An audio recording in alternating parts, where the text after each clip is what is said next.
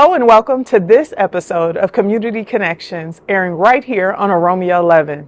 I am your host, Anna Orr, and today I am talking to an educator, a director, a care worker, and currently the director of the most recent production at the Children's Theater Company, Julie Ritchey. We are talking about imagination, we are talking about immersive play, and so much more. This is going to be a wonderful episode you won't want to miss. Be sure to stay tuned.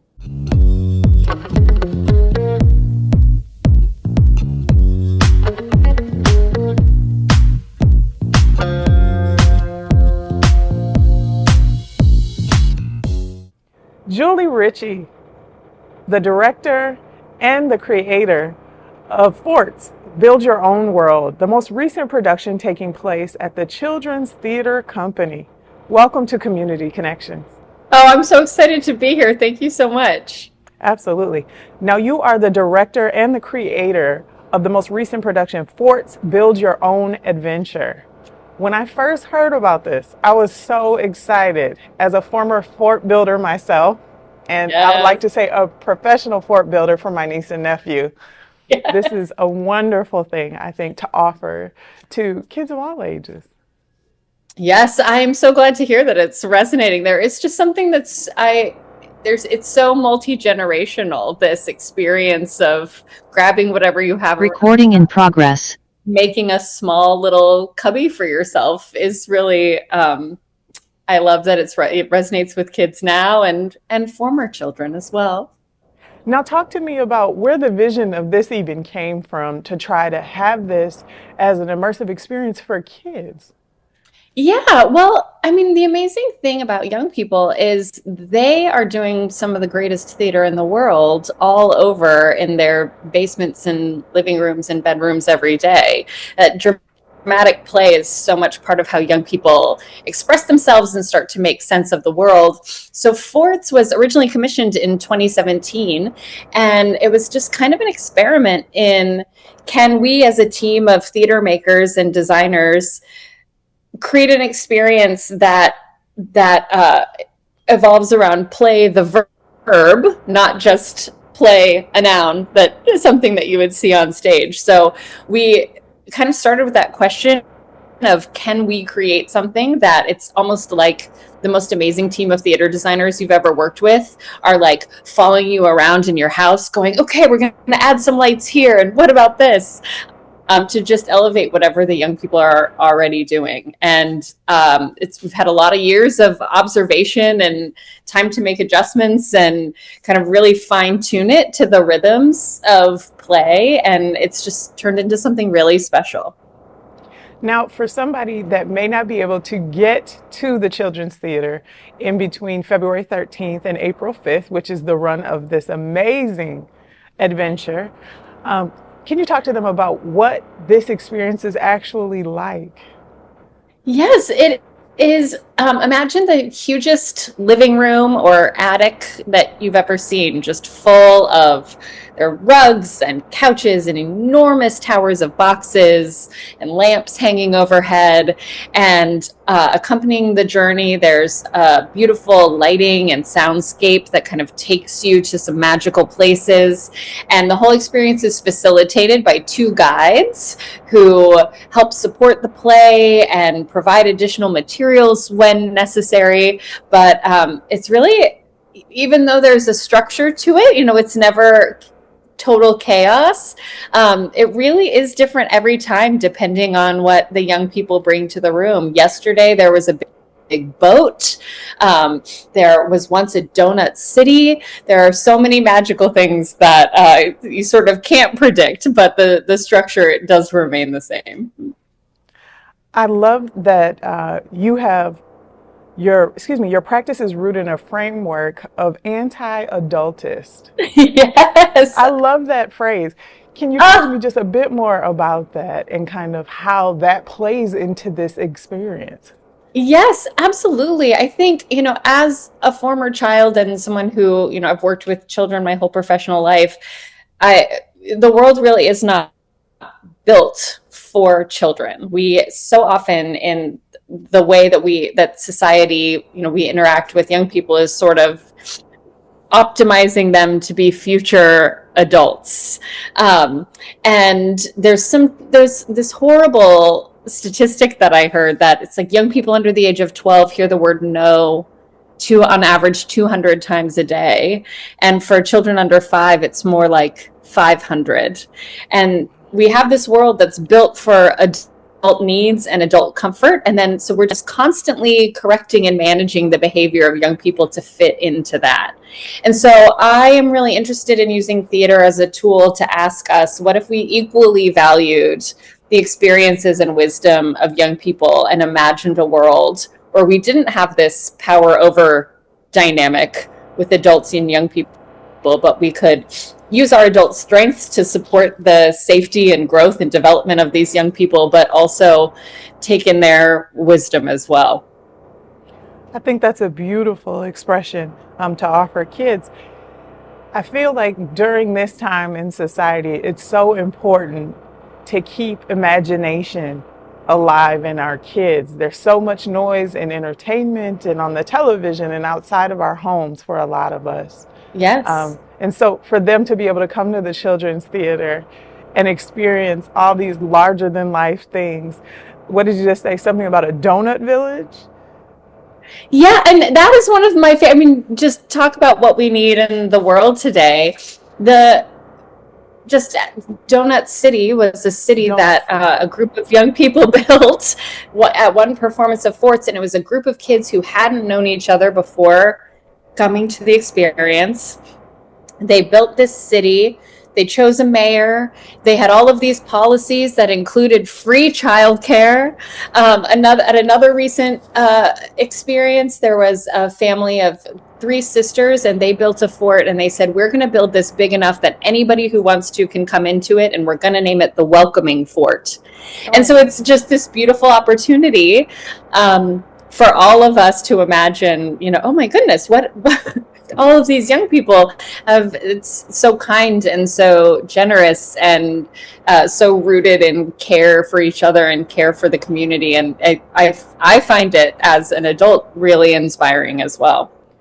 This sounds like a wonderful opportunity for parents and kids alike who are navigating sensory issues where they may not be able to sit through a traditional production. They can come and experience being around other children, go at their own pace, and maybe insulate themselves if they need to, and maybe find themselves becoming a citizen of the next Donut City. Yes, I love it. It is really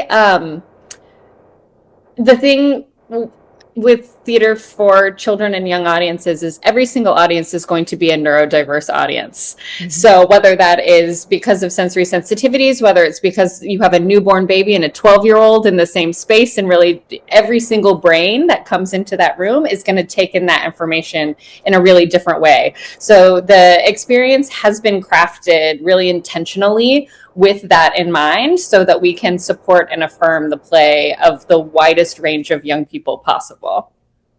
I think that's really beautiful to offer. Talk to me about the concept of you valuing children as they are right now as kids and not projecting them to be future adults. I think that's a really powerful concept to offer to people to think about. I just think, as a parent, I have a 6-year-old now, and my partner and I reflect all the time on how much richer our life is for having a relationship with young people. And it's not just my son. I work with so many young people. I love to ask them advice about things. I love to ask young people parenting advice because they are much more recent to the experience of being parented. And even just some of the things that we start to learn as we're older, like maybe we're a little bit more, some of the etiquette of society, a little bit more keeping to ourselves. Mm-hmm. How many wonderful friends I have made because my child and their child ran up to each other at a playground and made a connection, and it sort of forces me into a conversation that I might not naturally have. And so young people have this power to be such amazing connectors, to invite us to see the world in new ways, to invite us to explore new interests. And it's so intrinsic to the way that they are developing. And we naturally sort of lose that over time in favor of other skills. And I just think all of those skills are equally valuable. So instead of seeing childhood as a journey that we get through to this ultimate destination of adulthood, there's such magic in each phase of that development. And how can we really see it as a community ecosystem where we need all of these skills and abilities to thrive? When I read that, that really made something perk up in my brain because I thought about the language we use with kids often when we say things like, when you grow up, or you're not old Yes. enough. And it's like, Yes. what about the offerings of things that are happening for me right now? Yes. And everything that is happening in the world is happening to young people too. So we can't, they're not in some separate child world from us. So how can we still protect them and care for them and allow for that safe development, while not denying, childhood can be lonely, childhood can be confusing. It's not always the nostalgic kind of perfect memories that we might have of it, while it's still, a really sacred time. Now, you just said that you are a parent, you are the director of this production, but you also are a former or are an educator. Talk to me about how important the idea of play is for kids and how you've seen that impact children in the multitudes of the arenas that you actually experience consistently. Yeah, in modern society right now, just the way that things are set up, and an increasing sort of pressure, academic pressures, and now high school having to apply for high schools. It's like applying for universities, and it's just so much more intense than even when I was growing up. We've really lost that kind of free play, that time for young people to explore and make mistakes and take risks in a safe context that is so important for our growth, for our sense of resilience, for our sense of identity. And so creating a space where it can be even just 1 hour that is completely driven by young people is really important to me. Now, we are taping this episode of Community Connections on the 13th, which means you are about to open the doors and have Yes. the community experience this in its fullness. What are your Yes. feelings as you head into this Oh, experience? I'm so excited. I've been working on this piece in various iterations for almost a decade now.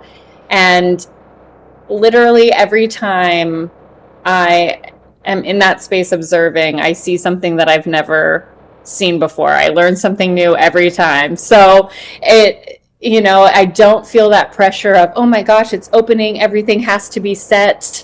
Part of what is so special to me about it is it really is a unique experience every time. And needing to sort of let go of that control is and really trust the audience is so rewarding. Now, talk to me, Julie, about the takeaway that you want people to leave with after they spend this amount of time building their own I adventure and I will participating in play. never get tired of getting emails from patrons who have been to forts, who send pictures or tell stories of them, the things that their kids build at home afterwards. I hope that it doesn't feel like something that's just contained to this special room. I hope that the room, and the experience and the beautiful design at Children's Theater Company is a springboard for so many ways to play and imagine together. I think that is beautiful. Julie, the production runs from February 13th to April 5th. Please let our viewers know, give them an invitation of some sort to come out and see you all at the Children's Theater Company during this time. Yes, Please, it would be so wonderful to have you there. There is no wrong way to come.